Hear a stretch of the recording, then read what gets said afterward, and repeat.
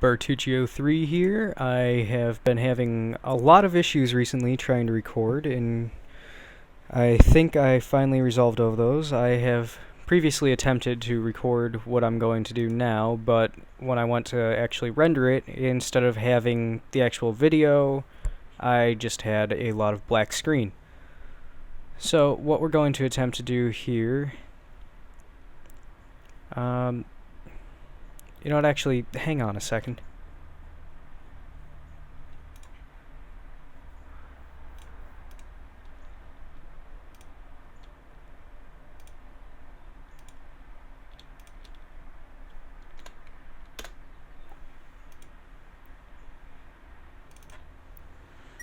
Okay, sorry about that. I just remembered that I had friends over recently, and there were some obscene things placed in the save RAM for player names, so I cleared the save RAM. And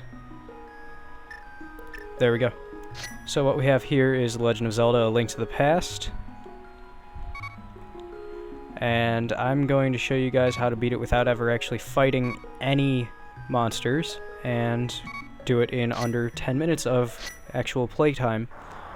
Video is probably going to be about 20 minutes when you factor for the end credits, but yeah, this is just taking advantage of a glitch that, well, most people seem to know about. And the graphics are probably going to look a little bit different because I have a high quality display filter applied over this.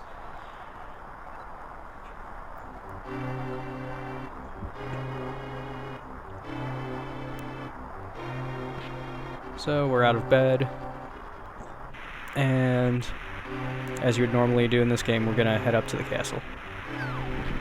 That's the first step. The only thing that I've done different from a normal sequence so far is that I did not take the lantern because we're not gonna need it.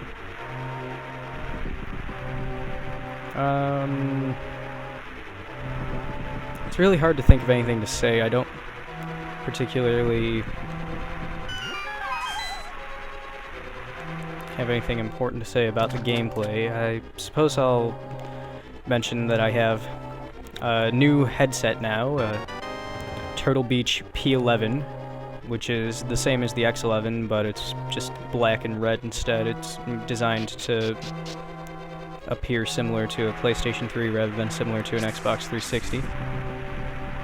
And it's like the same sample rate as my old microphone was. Well, almost. It's... Okay, I guess I lied about not fighting any monsters, because I just sort of zoned out and hit that one there. Well, anyway, this functions at the same rate as my old headset did when it's used properly. The USB, for whatever reason, I don't know if this is a driver error with Windows or what, but it's locking me in at 16-bit 48K sample rate. However, the green line, because this headset does dual audio so that it can have game audio and chat audio when you're playing on a console. When I use the green line, my audio sample rate for what I'm hearing goes to 24-bit 96K, which is what my old headset did. Now what we're doing here is moonwalking, which allows you to glitch around a lot. See, right now we're outside the normal space of the game. We're running around actually in the background as opposed to the foreground like you typically would. And let's see.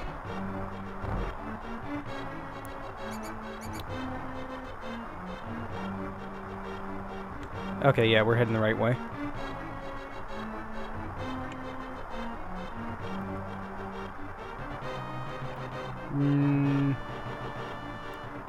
Okay. As you can see, things are kind of glitchy with the game map when you're running around where you're not supposed to be. There's the inside of the pyramid, and now we're in the area where you would fight Ganon on a regular playthrough, but we're just gonna walk past him, and here's the Triforce. It's been less than 5 minutes since I started the recording, and I'm already at the end of this game, even standing still and talking for like a full minute. So yeah, maybe it's not optimized on a per frame basis, so it's like never gonna be as quick as a tool assisted run, but I'd say I'm pretty good at speedrunning this game, wouldn't you? Like, sure, I could do it faster if I focused on it, or if I did like per frame input, but for just a casual, relaxed play while getting myself back into the sort of thought process of commentary, that's not a bad completion time, I would say.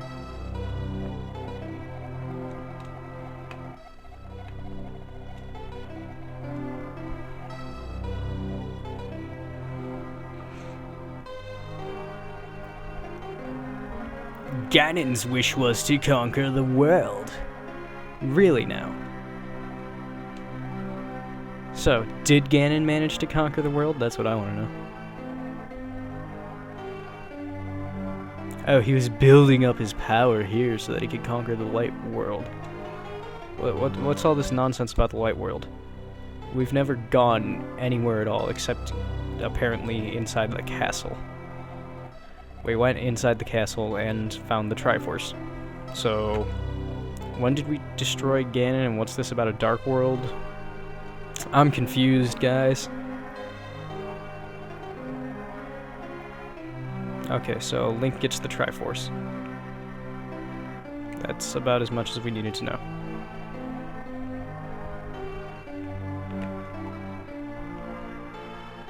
I like how it gets so much smaller, but then it's like still way bigger than Link actually is. Like, look at this.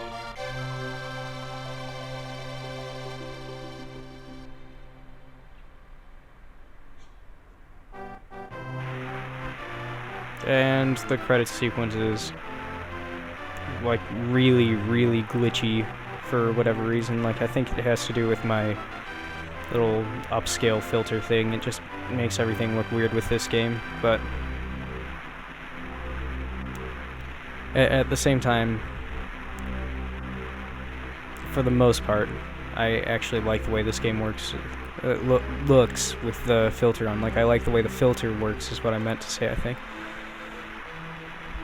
Just because so many things look better, it makes up for the glitches every now and then, like the weird not moving rain and stuff like that.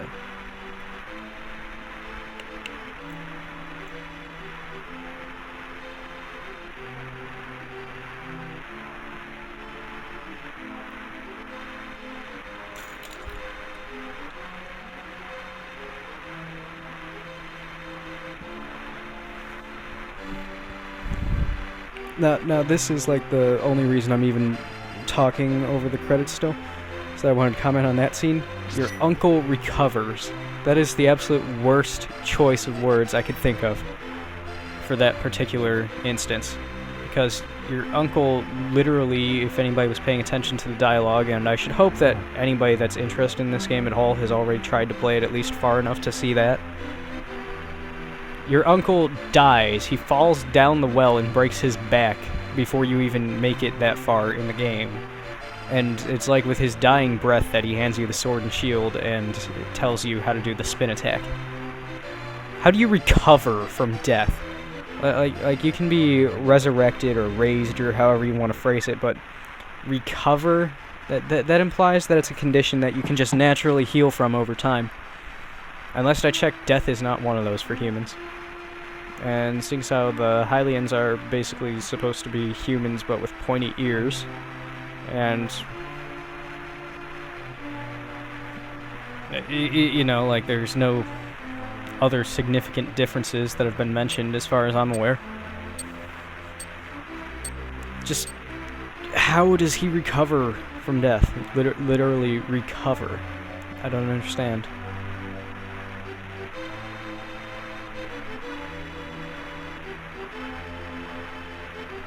Are they actually going to show the bug-catching kid anywhere?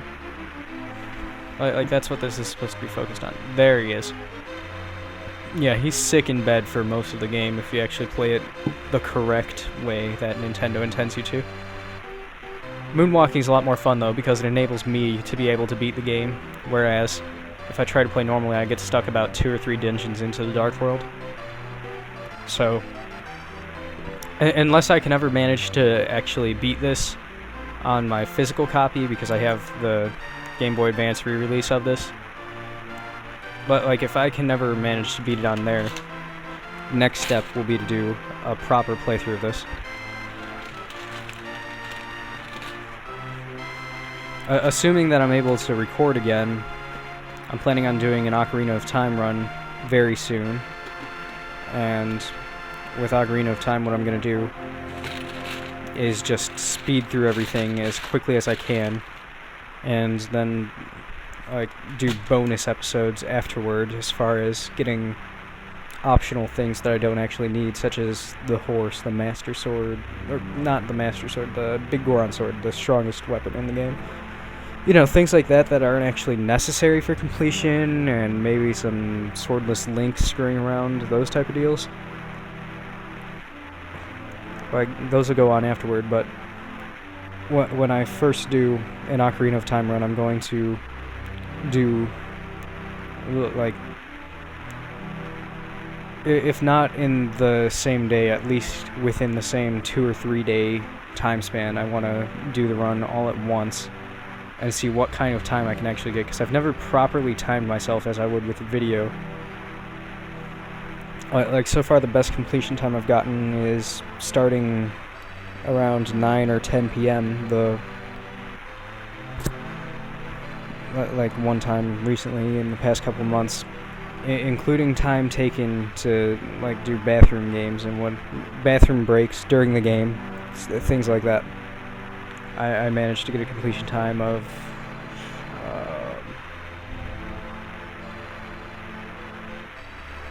let's see, between bathroom breaks and snacks, I think I was finishing the game up around 6 or 7 a.m., so less than 10 hours. And I think if I do absolutely no side quests, just bare minimum, no screwing around, and properly don't forget anything, and discount time taken for bathroom breaks and food and whatever, like, just looking at the amount of time that I spend with a controller in hand manipulating the game, I could probably pull 6 to 7 hours pretty easily, which is not that bad if you consider that before tool-assisted runs were being published, it was like 5.5 hours for the record of completion time. And then with tool-assisted runs, it still takes like 4.5 hours to 100% the game, without using any glitches, that is. There is something called a reverse bottle adventure, which manages to glitch a lot of items into the quest status subscreen that you normally would not be able to do as quickly or anywhere near as easily. Like, I'm sure it would be difficult to attempt on a physical copy, but if you can do input on a per frame basis and just pre-record your macro for that, like you're able to with a tool-assisted run, it would be very simple to just execute that glitch on command. It's really more or less just trial and error at that point. But, yeah, that reverse bottle crap, I think, takes like 50 minutes from the start of the beginning cutscene to the end of the credits. And, like, the only thing I could think of that would actually make it quicker, and I can't remember if the run actually did or not, was the crooked cartridge glitch, which allows you to get through... Oh, before I forget, this part of the credit screen right here, it says games, and then at the end it's going to say total games played. What that actually means is how many times you've seen a game over screen during the game. And it shows you, like, where you died the most. I just think that's hilarious because, like, it's... The way it's phrased, it's sort of like the developers assume that you're going to keep playing until you die, and that's the only time you're going to save.